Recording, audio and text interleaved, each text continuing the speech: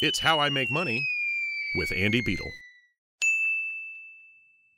All right, welcome back, everybody. This is Andy Beadle. I am your host. This is the How I Make Money podcast. Our guest this week is Chris Orzechowski. Now, we were talking about this before we got on.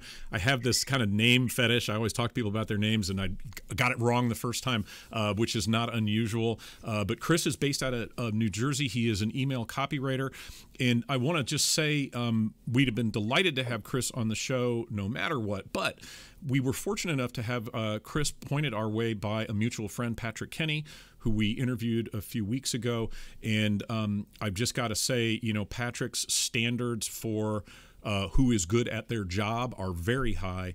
And so Chris comes highly recommended. I know for a fact that his email copy and the work that he does on behalf of businesses is first rate. And we'll get into a little bit of that today. You can find him at theemailcopywriter.com. Super easy to remember. And if you can't remember it, you probably should give up on listening to podcasts because you're really just not even ready for that. Anyway, hey, Chris, thank you for joining us today. I really appreciate it. I know, we're taking the time out of your afternoon and you've got stuff to do. So thanks for being here. Thanks so much, Andy. Yeah, I'm super excited, man. Always down to chat. Yeah, good stuff. And we talked before. You've got some great resources on your site. I love the download. You've got Make It Rain, a free book, helping people generate revenue from their email lists. I don't think there's any argument that email marketing is not absolutely vital to the growth of a modern business, when you're in the business to consumer space by and large, or even business to business. But I don't want to spend a whole lot of time talking, email tips and tricks, because you're probably sick of doing that all day. But instead, how do you grow up and become an email copywriter? I'm picturing you in your middle school classroom. You're learning about, say, the founding of the United States, and all you can think to yourself is, man, I really want to be an email copywriter. That must be what happened, right? Or how did you get where you are? Oh man.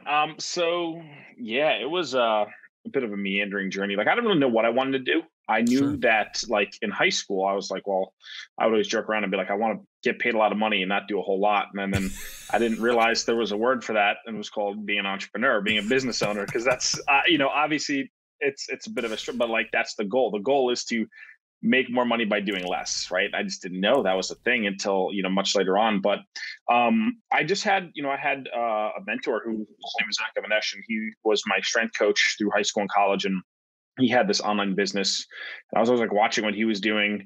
And he had this blog, and he had these ebooks and these online programs. And I was like, this dude just like, he has the gyms and stuff. And I was like, this dude just makes money on the internet. I was like, but there's a lot of other people who just, I heard like you use the internet to make money. I was like, what does that even entail? What does that mean?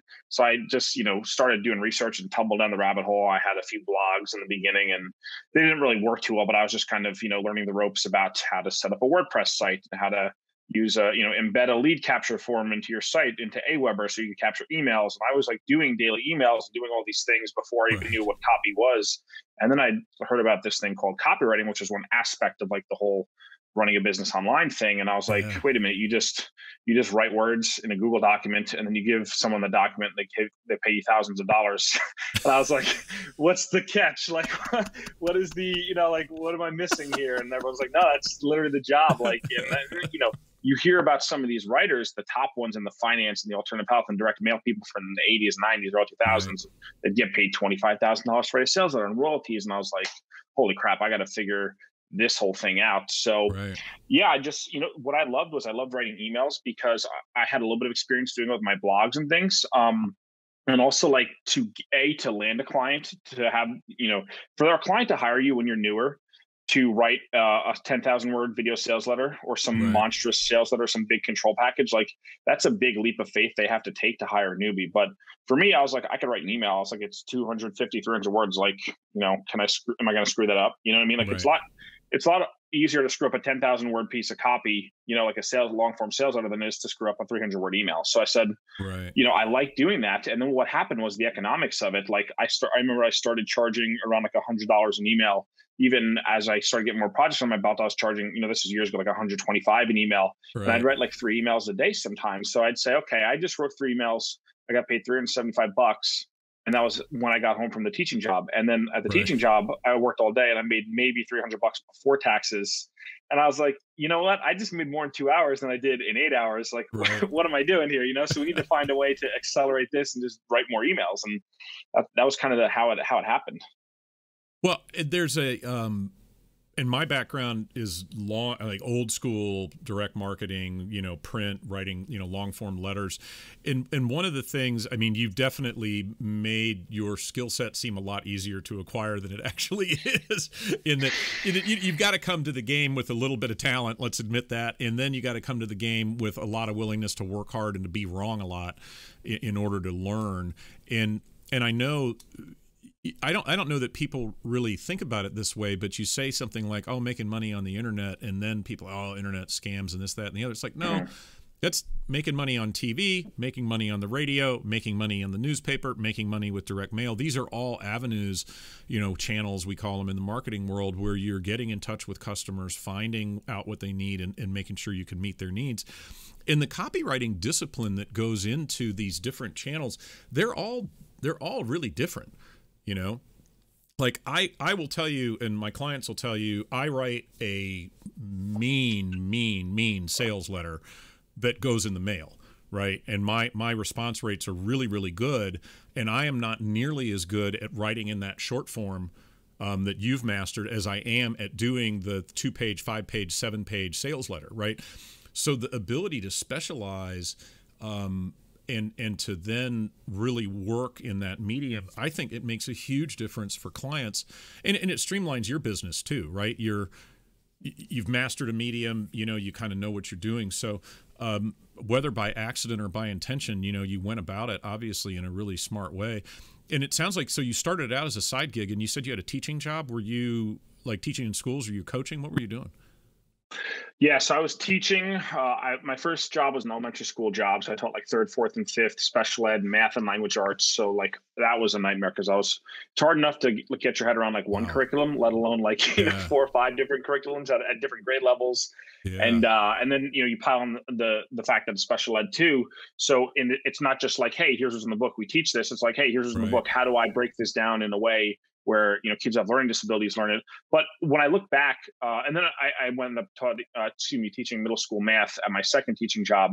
But when I look back, like it was actually kind of a blessing in disguise, because now, like when I teach courses and when I teach trainings and things, like everyone always says, like, I'm gonna toot my own horn for a second, but everyone's like, wow, your trainings are so much better than all these other people. So I bought them from. Like, well, that's because I'm a teacher. Like I literally know how to break it down and say, like, here's the formula, here's some examples, here's the framework to do it yourself. And because I had kids who, especially like third grade, fourth grade, fifth grade, like, the standardized test was write a 1-page story or a 2-page story. They couldn't write a full sentence. So I'm like, okay, well, how do we get from here to there? And now when I teach people copy, it's like, okay, well, these people aren't writers. They're scared to do it.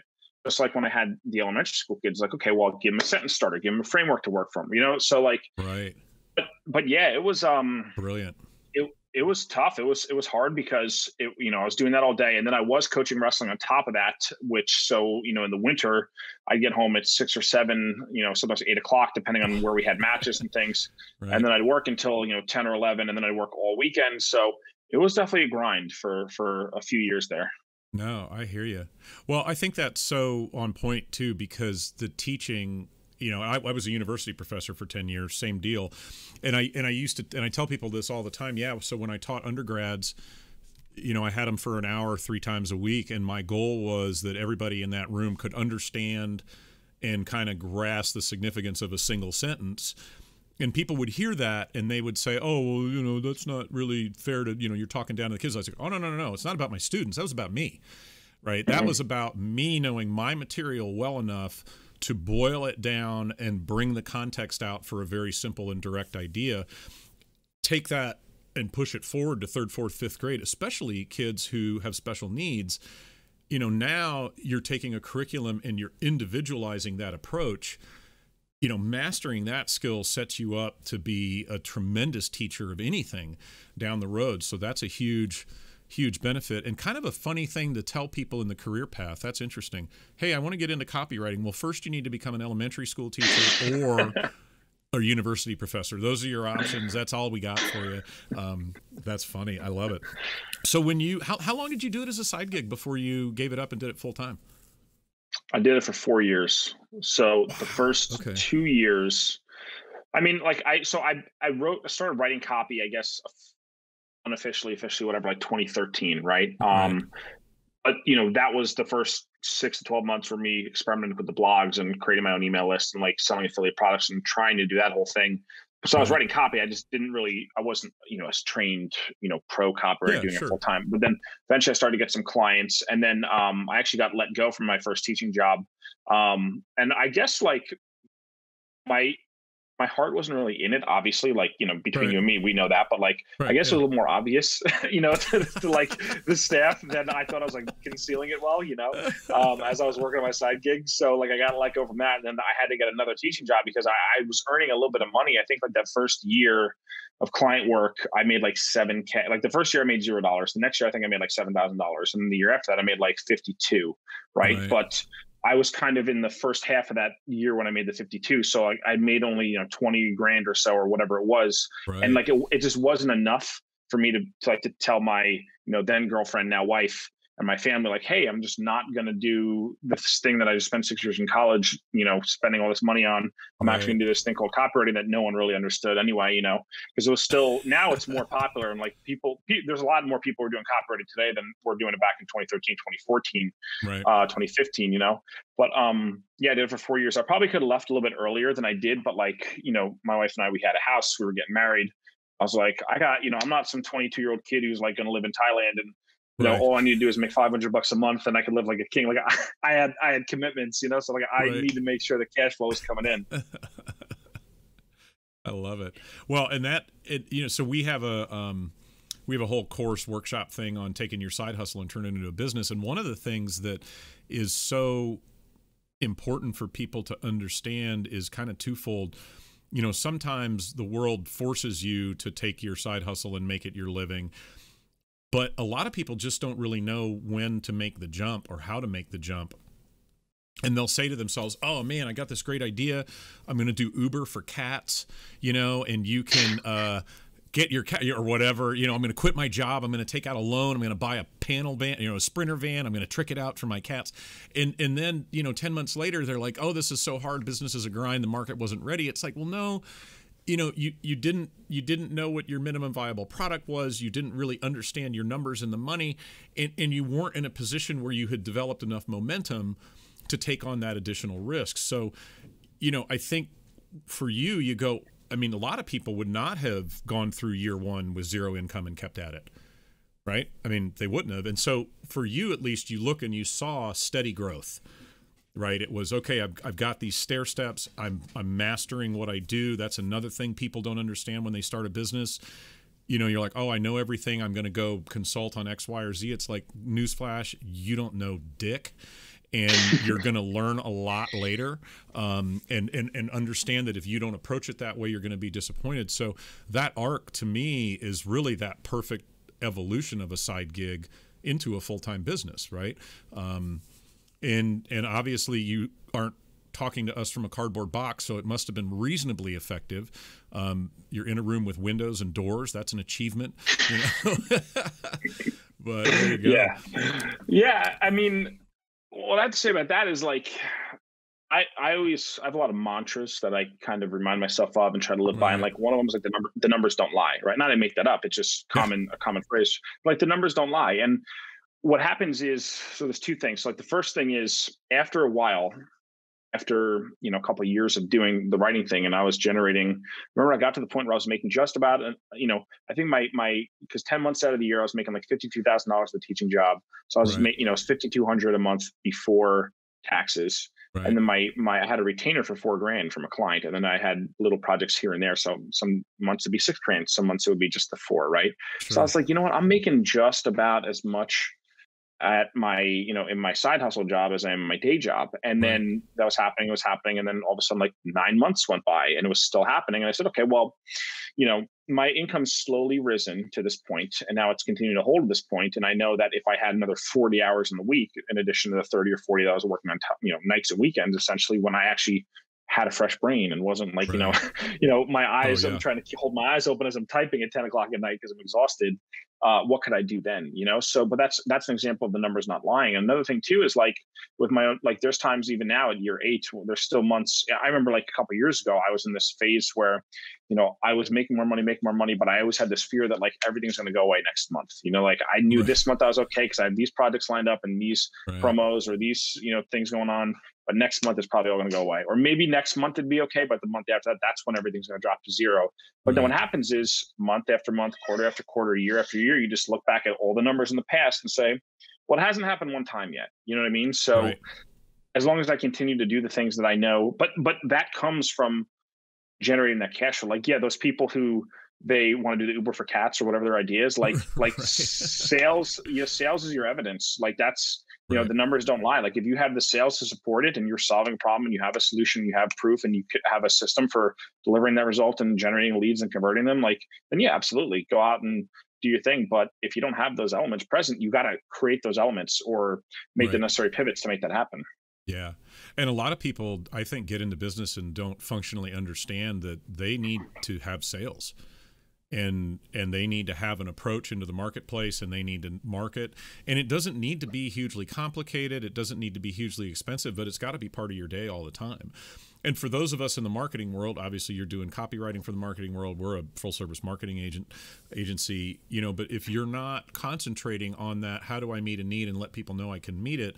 Now you're sitting around and you're waiting for calls, and that's how you end up with a month with no revenue. Right, is you don't have those relationships. And I look back, I started my first business, as I said, I was a university professor. I taught myself HTML out of a book.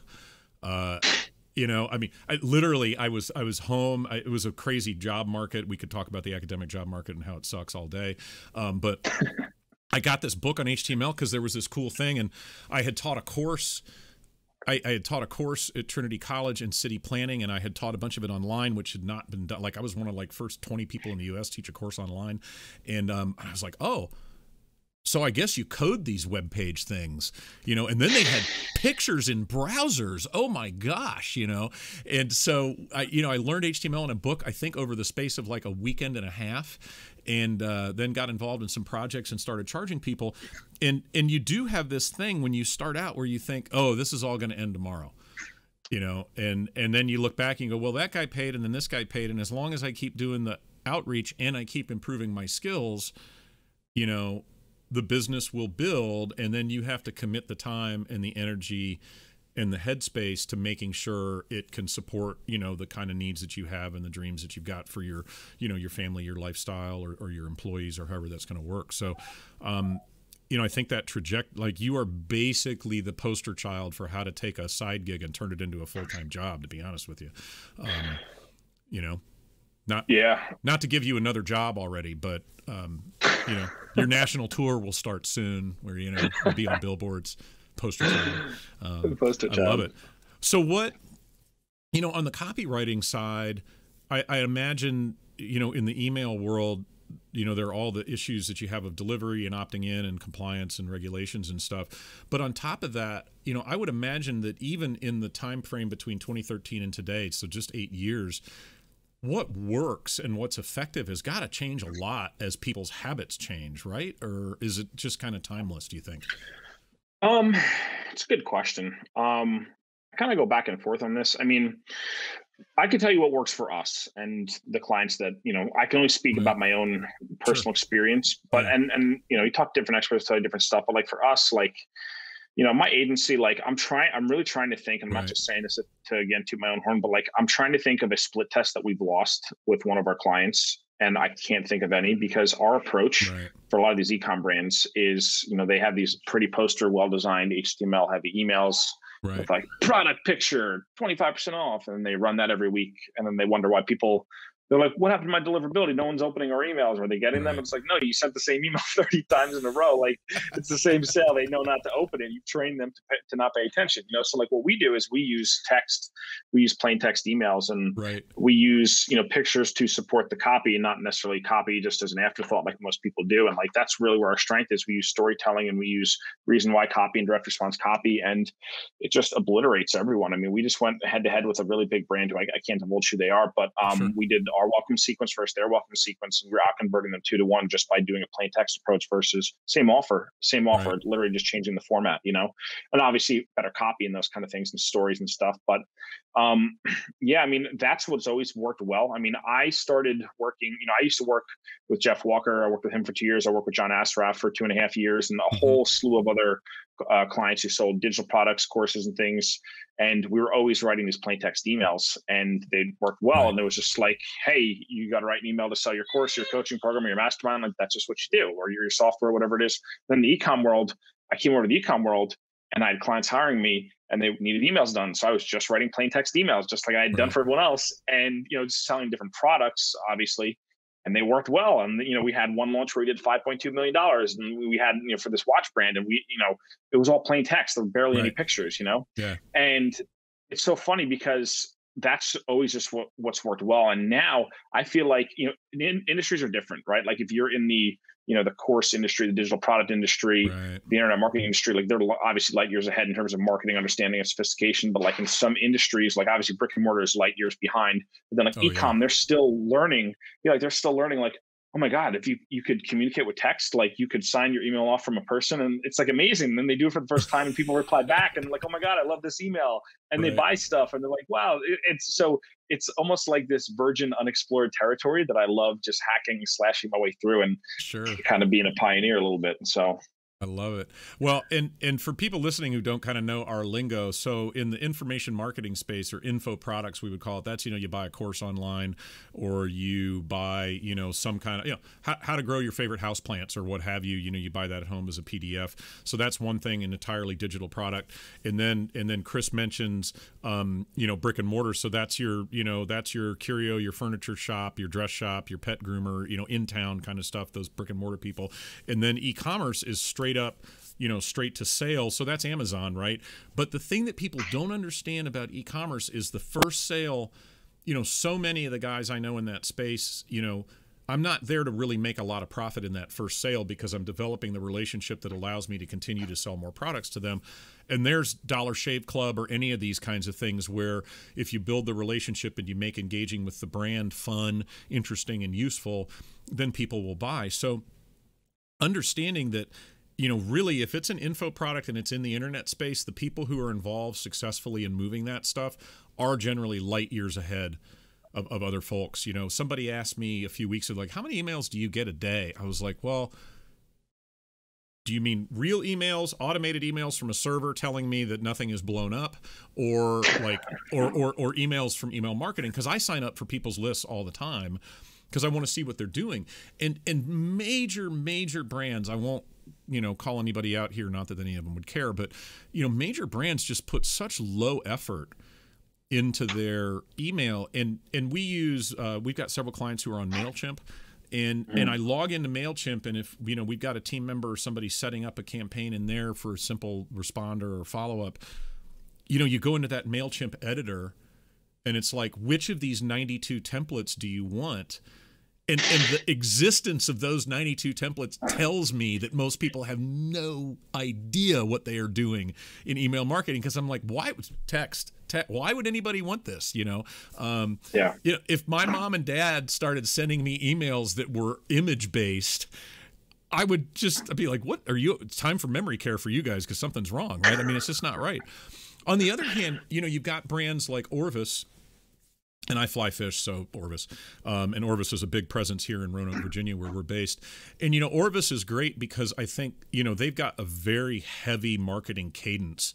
I mean, I must get 5 catalogs a month from Orvis based on each different line, men, women, fly fishing, dogs, outdoor, I don't know. And that's one thing. And I get email from them very regularly, but they know their audience, and they now have this thing every week they send out called the Moment of Chill. And it's a video every week, and it's all the things, right? It's either I'm outdoor fishing, I've got a puppy involved, or whatever. But I think in a lot of ways they have just said, okay, I'm going to shill the product using this visual stuff. I know it's not going to go well. I'm going to create engagement by getting people involved in a story. So all of these things are different, but clients all the time, we'll go back to the direct marketing letter stuff. We'll put together a sales letter that's going to go in the mail, and they're like, it's too long. I'm like, well, on what basis do you say that? Yeah. Well, I don't want to read all this. Are you going to buy the product? Like, so we run into this all the time, like that you like it or don't like it. I don't really care. I don't even care if I like it. I just want it to work, you know? And in your world, in the copywriting world, I mean, you guys are relentlessly number driven, right? I mean, like probably to the point of psychological instability number driven. So talk a little bit about that. Like, how is that a difference for clients when they bring you in? I imagine a lot of people are not used to running a campaign purely on the basis of, you know, response rate, delivery, end sales, and all that, and being relentless about the numbers. How do you get people used to that? Yeah. I mean, just to go back to numbers don't lie, like if we could show them like, hey, let's run one small campaign and let's see what happens, and let me unpack all these numbers. And usually like the easiest way to track everything is just revenue. And what happens is normal, not always, but like we have one client where like we even had, you know, maybe similar open clicks, but the revenue was higher. So I said, okay, if I put both of these sequences in front of you, this one has higher revenue than this one, they have about the same open clicks. Which one do you want to run? And then it's an easy choice. It's like, well, the one where we make more money. That's usually ours. Actually, it's pretty much always ours, you know, based on our track record. So like, you know, it's that's one thing. And another thing too is like a lot of clients, it's some of them don't know what they don't know. Some of them, they know that this stuff is important, but like, I know for me now that I have like a team and everything, like there's just so many things to be done that I'm just like, you know what? Like, I know I could sit here and figure this out. I know I can pay attention to these numbers and analytics, like Facebook ads, for instance. Like we were doing a lot of Facebook ads for a while. And we had I had Eddie on my team who was helping me kind of implement and actually set everything up. And then Mike Renard, a buddy of mine, he's like really good with Facebook ads. He was consulting with us, and I understand how they work. I can write a Facebook ad. I can go into Ads Manager. I can look at the data and all that stuff. But like, it could probably just do it better than me, and they will be able to dive deep in the nitty gritty and read the tea leaves with all that stuff. So I was just like, you know what, for me, it's just not as important to know all this stuff. I'm just going to delegate this to someone else. And like, there's a lot of people who, you know, that's why like when we work with clients, we just say like, hey, here's the campaign we sent. Let me unpack what all these numbers mean for you. And then we just teach them. So it's a little bit of like showing through the results itself. It's a little bit of like just teaching them gradually as they go and be like, hey, this is a good, it's like Robert Cialdini with the persuasions. Like, this is a good thing. Let me explain to you why this is a good thing. And then you show them, they're like, oh, this is a good thing. Cause now it sticks in their mind because you pre-frame them properly. So, you know, it's, in terms of just the general approaches though, like there's a lot of people who are hesitant, you know, especially to increase their email frequency or to send the plain text emails. They don't want to bother people, or the email's too long. They don't want to bother people, right? I'm like, well, you show someone 400 Facebook ads a week, right? And then you follow them around the internet and you retarget them on Google and YouTube and then went direct. So it's like, where's the line of bothering people? Like, what is this the hill you're going to die on? Really? Like, you're okay with retargeting people for the next 365 days, every single day being in their Facebook banners on every website they ever go to. And their family gets targeted because, you know, they talked about it in the conversation. The phone's listening to them and they collect the data and whatever, but you won't send more than one email a week. I had a guy one time audibly gasp when I made the suggestion that he go from emailing one time a month to one time a week. It was like I insulted his mother or something. He was like, that's too much. Everyone will leave. I said, dude, everything is going to be fine. And you're going to make more money. Like, trust me, like no one's going to get pissed. Like once a week, you don't even remember what you had for breakfast 3 days ago, I bet, let alone a week ago. You know what I mean? So part of that's just showing, and part of sometimes too with people, it's like some people can't be helped, and you do what you can with the people who are believers. You know what I mean? Like it's, you could work with the people who believe already, or you could spend your whole life trying to convert people who are non-believers, you know? Yeah. And it is not, I mean, and I mean, just a general rule of business. And I know we spend a lot of time playing the whole customers always right thing, which nothing could be further from the truth. You know, customers 98% of the time deserve to be treated with respect. And they deserve to have their concerns listened to. They're not always right. And I watch people a lot of times get into bad business with folks who are constantly needing to be convinced. And it's, you know, if I'm on the phone with somebody and we're talking about our program and solution for them and like, well, I need you to prove it to me. My answer is, I am not here to prove a fucking thing to you. You know, that's like, prove to me the world is round. No, you just need to go away. I mean, this is just, you know, I'm sure you're a wonderful person and someday you'll find somebody to work with you, but not today. And that, you know, that antagonistic relationship, you know, I've got a friend who I've known for decades who's also a university professor, and he has this great story of when he was in undergraduate, and I can't remember where he was, and he was in a class and some student raised their hand and went, yeah, about, I don't know what they were, let's say they're talking about Thomas Aquinas. I know it was philosophy oriented. And the guy says, I don't buy it. And the professor turned around and said, I don't really care because I'm not selling it to you, right? I mean, it's just kind of who are you to buy or not buy? And it's a cavalier way to talk about clients, but I do find a lot of times we have stuff that works. We know that it works. And if clients come into the relationship suspicious and doubtful, and they're not willing to be convinced after one quick test, it's time to walk away from that relationship, I think. I don't think you're ever going to win them over, but I don't know, maybe your experience is different, No, it is. And sometimes I just have to have hard conversation. And like, I love all the clients that we work with. They're all great people. And, some of them are just further along their journey of understanding about the nuance of this medium and how it works and how to really make it work well. And a weird thing has happened because when I started, when I was teaching still, I was working with clients, I knew enough about copy, but I didn't know enough about marketing and business and bigger 30,000 foot strategy, and seeing how, email is important. That's my area of genius, right? And my expertise, but seeing how it fits in with the rest of everything. But what's happened now is over the years, as my business has grown bigger, I got to a point where I started working with clients. And, I'm looking at their email dashboards with all their revenue and everything. I'm like, you know what? Like, this person's trying to dictate strategy. I make more money than this person. Like, my business is bigger, and it's only recently, because, obviously now that I have the agency and the team and we have payroll, like, it has to get bigger. Like, we have clients that have the digital product business. It's grown, it's grown a lot. And I'm very thankful and fortunate and worked very hard. But like, now I'm at the point where I just tell clients, I'm like, well, listen, you have to understand something. Like, my business is bigger than yours, and you're trying to tell me, and we make 99% of our sales through email. Right. You are not going to tell me, and you make 4% of your sales from you or 2%. Or I'm sorry, you're just not going to be able to dictate this to me.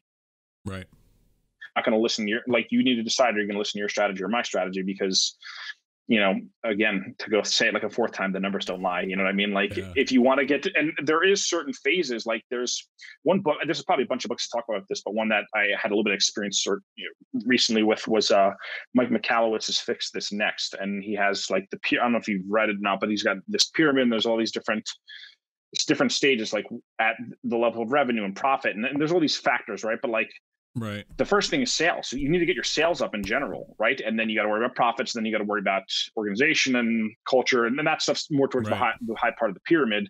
I'm probably butchering the explanation, but the first thing, the foundation is the sales. So like, if your sales are not high enough, your business is not matured to a point, or your systems are not matured to a point, whether it's lead generation, whether it's conversion, whether it's retention, any of those things, where that you understand that strategy effectively, Yeah.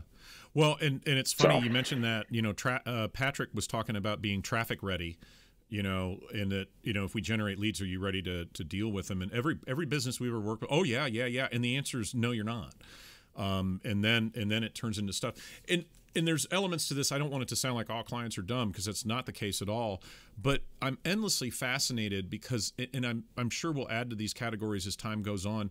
Everyone believes they are an expert in teaching, and that they can tell you how to be a better teacher than you are. Everybody believes they would be amazing at law enforcement, right? They definitely know what should happen there. And strangely, somehow, everybody thinks they're a marketer, And it's so fascinating to me, because I've said to people before, hey, I'm happy to explain stuff to you, but I'm not here to defend the practice, right?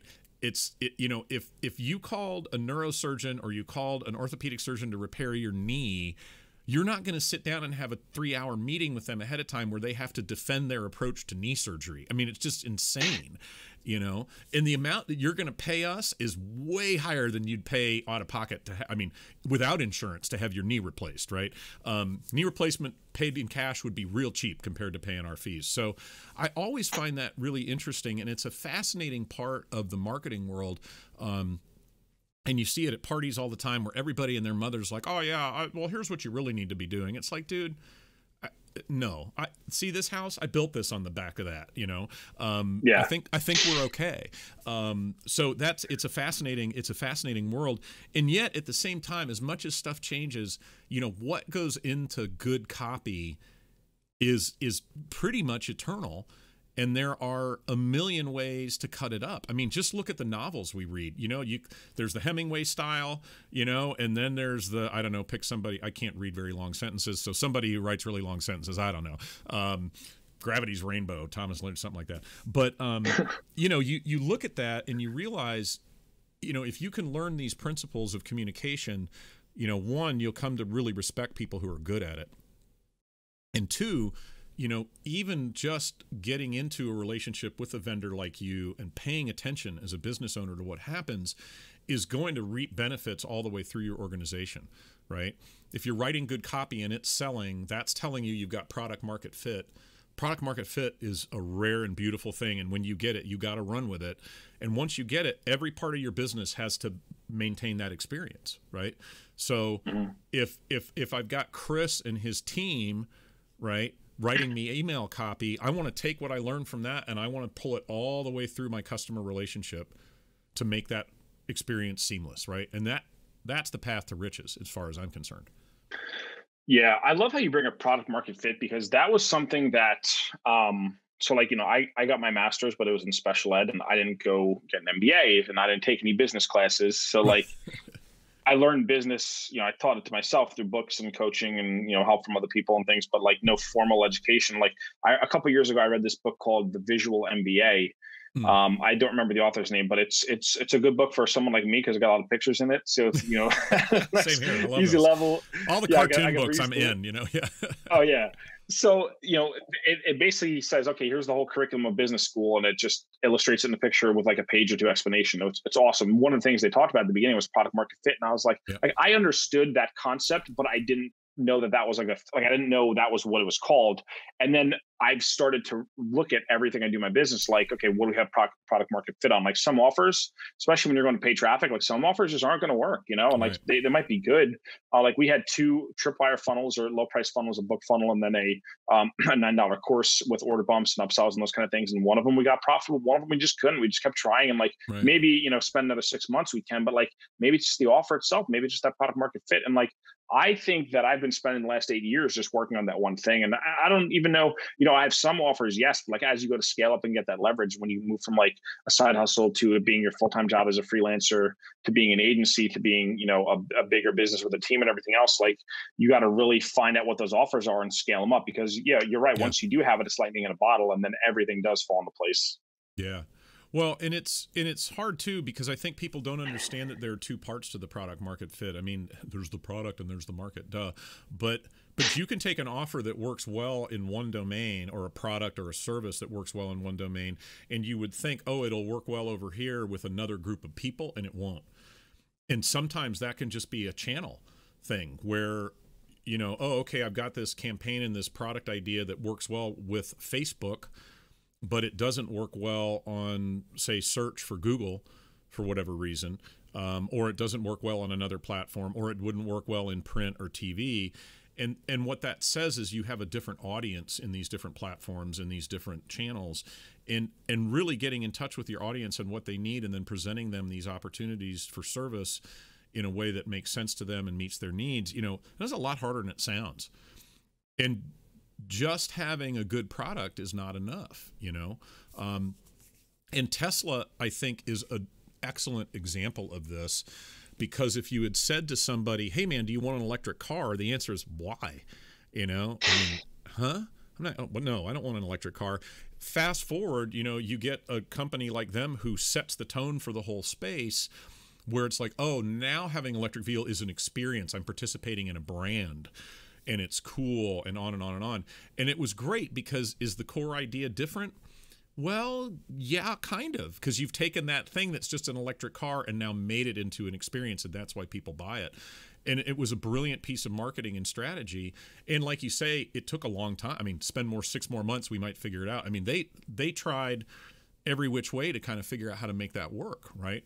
And there are a ton of products that work that way, and services where slightly recasting them or finding a different methodology of seeing how it meets the emotional need of a client rather than a stated need, all of those things, I think, really go into finding how you take what you do and fit it to a market in a way that's seamless. And once you've got that, I mean, the sky is your limit. I mean, there's no doubt. Getting there is the hard part, in my opinion. Mm-hmm. Yeah. And the Tesla example is good because they're such a good brand of like, they sold that emotional piece first. Like, it is a status signal to have a Yeah. Tesla, like it's very, but then it's one of those purchases where it's not like a Ferrari and, you live in, you know, Old Bridge, New Jersey. It's like with 25-mile-an-hour roads, like, where are you going to drive this car 200 miles an Right. hour? You know what I mean? Like, Yeah. where functionally, but with a Tesla, like the function and the features and benefits, like the features that come with that car, like you could easily, it has that rare 1-2 punch of like, oh, it's not just this sexy piece of status symbol that you bought, Right. the status signaling item that you bought. It has all these cool things, and it has better acceleration, better handling, and better computers, and better autopilot, and everything. You know what I mean? Like, so Yep. that's rare with that product market fit. And what's smart about what they did was I think that's, I don't know if every brand can emulate this, but they started off by selling to they could emulate this part, a small percentage of people, probably in a 1-to-1 environment at first, at least with the way they did their stores in the malls rather than Right. dealerships with all the cars in the lot. So they experimented with that sales messaging and probably did a ton of testing to get what was right. And they Yep. started selling cars to rich people. And then they set that status signal bar very high. And now they're starting to sell cars to, middle class people and probably poor people at some point, who Right. can't, no one, you can't afford the original sports car, but they'll probably make it so cheap, or eventually I would imagine it'll be $20,000-$30,000 because they have the mass and the scale and the leverage and the systems and everything else to just like say, let's put everyone in a Tesla. I mean, whether that'll happen, who knows? But that's at least the long-term vision of how they want to build it, from my understanding. And it's Right. smart because then everyone gets to participate in that status signal. Well, and they do that really well, and I don't think and they're not going to suffer brand dilution as a result, right? I mean, if you say to somebody, "Hey, man, I'm going to go buy a new car this week," and they're like, "Oh, what are you going to get?" and you say, "Oh, I'm buying a Mercedes Benz," they're going to feel real differently about that sentence than "I'm buying a Hyundai," right? But back to product market fit, it's a thing that I think people don't understand how important it is and how rare it is to get, and when you do have it, to kind of run with it as hard as you can and to really kind of go all in. I will say I hate to let you go without having at least some kind of, I don't think we need email tips in terms of what should I put in my email, but more, what's a good way for any business owner to look at the role that email plays in their marketing? So I think the one thing that everyone can do is just kind of take people behind the scenes of your business, Mm-hmm. because people like working with most people. Some people are bargain hunters, but I would imagine most people don't want that Right. as their customer unless they're Walmart, right? Or a brand like that. Most people Right. want the higher quality customers, and high quality customers like working with high quality businesses. And the way that you demonstrate that is you show your process, you show your work, to quote, Right. Austin Kleon, and you kind of take people behind the scenes. And for instance, there's this bakery by me, Scala Bakery in North Brunswick, New Jersey, over here. And every now and again on their Instagram, like Saturday morning, they'll post these like amazing donuts. Like, you've seen them on like Instagram, like the crazy donuts with like the brownie on the top, and it's Yeah. like a Right. cannoli donut, or like, Right. some just wild donut you never seen, that you never see at a place like Dunkin', one of these soulless corporations, right? And sometimes they'll just show like, hey, here's what we're baking. And it's like, it's nothing earth shattering. It's not like they're Sure. creating content. They're just Yep. taking people behind the scenes of what's going on. And like, you feel familiarity with that brand. It's like, okay, well, if you're going to go to a bakery, you'd go to the one where you see how the sausage is made. You'd see how the Right. cupcakes are made, essentially. And you feel like you know the people, and you feel like you have a little bit of a relationship with that brand. So like, and okay, well, I sell software. Okay, well, what are you guys working on, right? Like, what's coming down the road? Like, Right. what are conversations you've been having? Hey, we had a customer reach out and they were having this problem, so we created this cool workaround and try it out. And here's a strategy they use to blah blah blah. You know what I mean? Like, there's always a way that you could spin something you're doing in your business. I call it the principle of like working once and getting paid twice, because you get Yeah. paid to do the thing and then you get paid to talk about the thing in an email, right? And Yeah. a good example of that is these house flipping shows that my wife and I are addicted to. Like, we love these shows, and they're probably really fake, because they're like, oh yeah, this house in California, that's $2 million. Oh, we'll redo the kitchen for 10 grand. I'm like, yeah, okay. It's like not real life. It's such Yeah. BS. We'll but redo we the still sink like for it. 10 grand. Yeah. Yeah, like we know it's fake, but what these people do, what I realized after a while, is like, these people are getting paid to flip the house, and they're getting paid to film the show where they talk about flipping the house. So they're getting Right. paid twice for only doing that work one time. So at a very minimum, forget subject line, strategies, or content blog. Forget all that stuff. Just talk to people, show them what you got going on, at HQ, take them on a tour of the factory floor. If you Yep. just do that, people will like your brand. Like I do this all the time. I say, hey, we were working with a client on the agency, we ran into this problem. Here's what we did, blah, blah, blah, blah, blah. And Yeah. then people are like, hey, I had that problem too. Maybe I want to hire them. It's so Yep. easy. It's simple. You could do it every day. It's dynamic. It's like if there's only one thing you did, just do that. You'd be light years ahead of all your competitors. Yeah. And I think that idea of seeing how the sausage is made is huge, because people who are considering doing business with you, and I think a lot of companies really get on the whole social mission, we care about the earth nonsense, as kind of their game. And people don't really care about that. The only reason it seems like they do is because they want a human relationship, right? They want to know that there are other people there who are people and who care about things. And I don't really care I'm trying to think of a business where it doesn't work to talk about how I do what I do and what happens. I mean, I'm thinking, whatever, landscaping, it's like, oh, okay, I own a landscaping business, and what do? I mow lawns and I weed eat. What kind of interesting stuff do I have to say? It's like, oh my gosh, you have no idea, and some of it can be, hey, we were late mowing this week because we had all that rain and the grass was still wet. Let me tell you why you don't want to cut wet grass. It's like there's a reason for that that's not arbitrary, and a lot of people don't know it. Or, hey, you may have seen us out, blowing the grass shavings off of your, whatever. Why do we choose to cut grass instead of rake it up? I mean, it's all of these things enable the customer to get a better understanding of how you do what you do. It's something that I've got to say, I know he's kind of the grand old man of the space in a way, even though he's a little younger than I am. But, Frank Kern, of all the people in the world, does a great job of bringing people into Frank Kern's life, right? And he's just got that kind of great, outgoing, friendly personality. He kind of, hey, let me show you behind the scenes. And I think I'm probably on a couple of his lists. And that guy emails 2, 3, 4 times a day sometimes. And I've never been pissed about it. I've never unsubscribed. I don't read them all, but I do. So I love that idea. I think, email is a unique ability to tell your story. And people it's not interruptive in the way that, say, a video ad might be as a pop-up on a site, but it is long. Even if it's 200 or 300 words, you're priming the pump to come to a landing page. And it's a medium that allows you to really communicate, at least to my mind, with a lot of empathy and emotion to help your customers really feel like they understand you and what you offer. I think that's a great tip. And to respect your time, all of this has just been build up to the 2 most important questions you'll ever answer. But no pressure. You're fine. Just don't get these wrong. That's all that really matters right now, is to concentrate above all and not screwing this up. Question number 1. So if somebody were getting started in business for the first time, and I especially love your background, let's imagine, you had a friend who had a side hustle in whatever vertical, and he or she was like, hey, I'm thinking about doing this full time. What one piece of advice would you give somebody who is getting ready to start their own shop? So the advice is not original. It's something I heard from Seth Godin for the first time, but I think it's called 10. First thing you do is you find 10 people to sell it to. If you can find 10 people to give you money for it, then there's probably a viable idea. And that works whether it's an e-commerce product like Damon John, from Shark Tank. When he started I read the story about how he started Fubu, and he started selling hats one person at a time on the street corner, like out of his trunk, you know what I mean? And then he built a brand that's worth billions of dollars, so it doesn't matter whether it's an e-commerce product. It doesn't matter if you're a service provider and like you need to find your first 10 clients. Like if you can find 10 people who will pay you to solve whatever problem your product solves, product, service, essentially it's all product at the end of the day, but product, service, whatever it is, find 10 people who will give you money. Don't do anything else. Don't get business cards. Don't get a website going. Just find 10 people to give you money, get paid 10 times to sell a product or to sell the service, and then everything else take care of itself. And that, it's funny you say that. I'm trying to think. I thought, gosh, Damon John, yep, I've heard that story. And Sarah Blakely with Spanx, same story.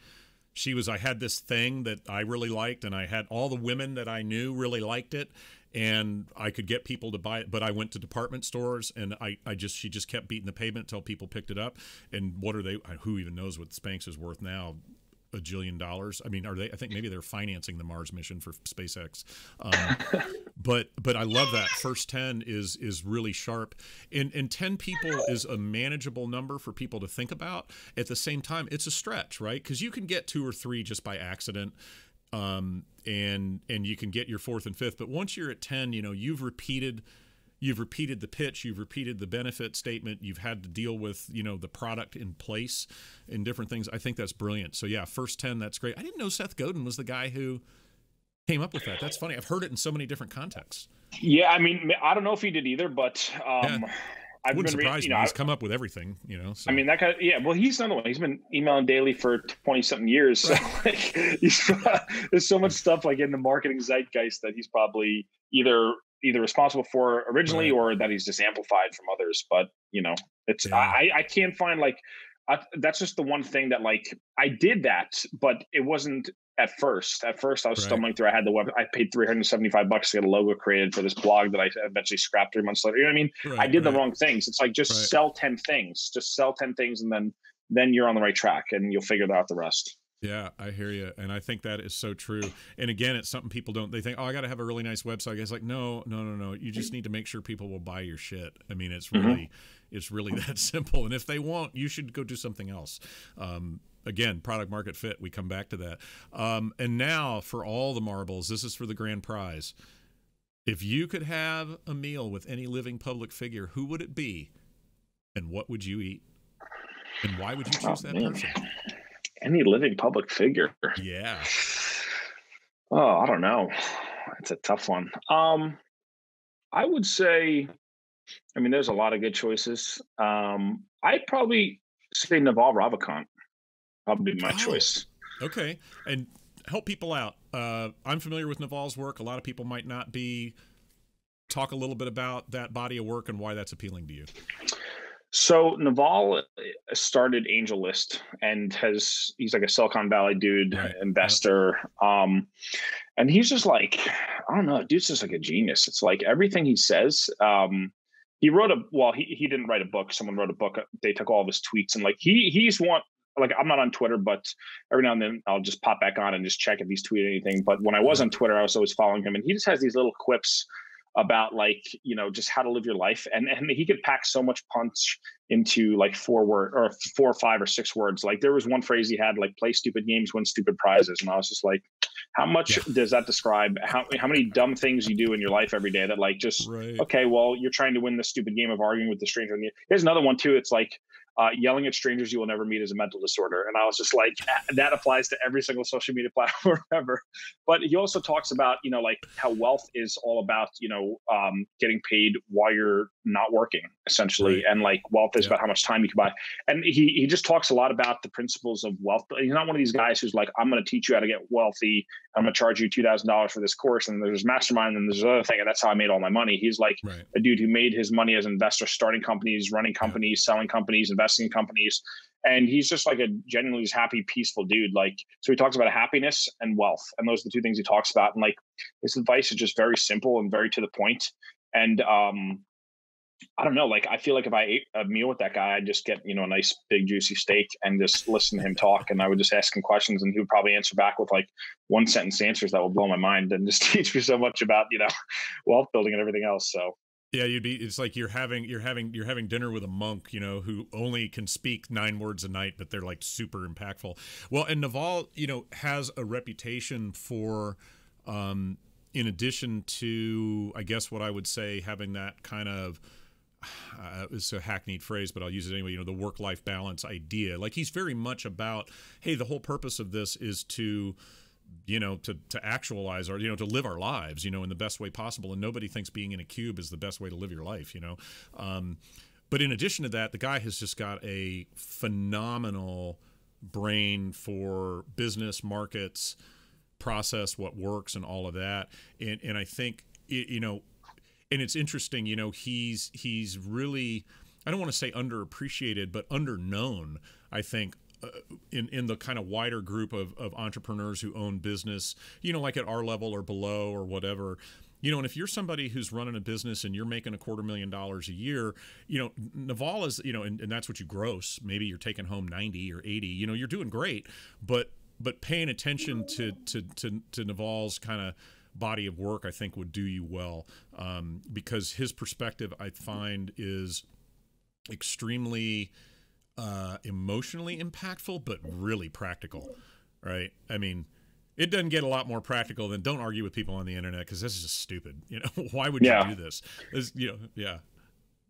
Another thing too that he talks about knowing how to you need to know how to sell or build, and if you can do both, you'll be unstoppable. And when he's talking about company software, code, whatever it is. But another thing he talks about too is just like the opportunity that is here now is through technology. And like in the past century, it was capital. In the past century before that, it was like labor, right? Right. I could be mixing those two up, but essentially, like that's really because I listen to his podcast, his books over and over and over again, so it really sinks to my brain. And I'm like, you know what? Like, why am I trying to build through these old forms of technology where the leverage now that we have, it's just like it's a good mental filter for how I run my decisions every day that I make. I say, okay, well, how would Naval kind of approach this? And I have my own little, everyone has their own little board of directors who live inside their head that they, consult with before they make decisions. But he's on my board and someone I frequently think about when I make decisions. Well, and I haven't brought this up on the podcast before, but I will again. We hear the phrase mastermind around a lot. And, if you've been in business for any amount of time, you'll be invited to be part of one of these. And that's the whole idea. You get together with a group of your peers and they push you to be better. But, the original idea in Think and Grow Rich was Napoleon Hill saying, imagine these people who you respect and in a way create a persona of them in your mind and run ideas past them. It's like, what would Naval say to this? What would so-and-so say to this? And I find that to be an incredibly valuable and challenging way to look at things, because the discipline of figuring out, what would so-and-so say, implies a certain level of understanding, right? And it's a huge leg up in your thinking. So I love that. And it's the first time Naval has made it on the radar for the show. So that's cool. And I love that you brought him up, because definitely an underappreciated, if you will, business guru. I found it so interesting when Ray Dalio wrote his whole principles thing, his internal document, and then it came out and everybody just went gaga over it. It's like, oh, this guy manages so much money. He knows so much. And I'm like, Naval's been over here like tweeting truth for 12 years, like what the heck, I mean, it's like, come on. So wonderful choice. I love it. I couldn't agree more. And our goal with the podcast, people have often asked me this, is we have a large enough audience and enough of a dominant following that we're just going to go back through every episode and we're going to list everybody and they're going to vote on who should get to go to lunch with their dream lunch dinner person, and we're going to figure out how to get them together and then film that conversation. So we'll put Naval in the hopper, and maybe we'll get big enough in the next year we can start doing that, which I think would be awesome. It would just be a lot of fun to get people together and see these conversations, because I think they'd be super useful. And it's weird as this sounds, I think there's value. When we started this show, we didn't want to tell the story of famous people. It's like, I wanted to tell the story of people you knew and liked and, who lived down the street from you, and how do they do what they do? And somehow I really have to believe that even, high profile, busy people like Naval or like an Elon Musk or a Sarah Blakely or an Oprah or whoever, the conversation that somebody in our chair would have with them who's kind of fought their way to be an entrepreneur, to get to a certain level of success, I feel like that would be such an interesting one to hear, because, we've worked hard. We know a few things. Obviously, we can keep the lights on. But, these people are light years beyond us even. And to show people, hey, no matter how successful you are, you still have more to learn. And, I just feel like those conversations would be not as great as the one we've just had, but pretty close. So that'd be my belief. Anyway, hey, I got to let you go, ladies and gentlemen. Again, our guest today has been Chris Orzechowski. He is the email copywriter, and fortunately, his website is the same domain. So check out the emailcopywriter.com. I highly recommend go. He's got a free download called Make It Rain, which is really about helping people understand how to generate revenue from their email list. And so that's a great place to start. You've got great resources on the website and articles, so highly recommend people take a look at that. Chris, can't thank you enough for your time fighting through some very weird technical stuff. We've got it all figured out, and I really appreciate having you on the show. Thanks so much. Thank you, Andy. Appreciate it. Talk to you soon. Thanks for joining us. You can find contact information about our guest in the show notes for this episode. This has been the How I Make Money podcast by Brand Distillers. To learn more, visit branddistillers.com.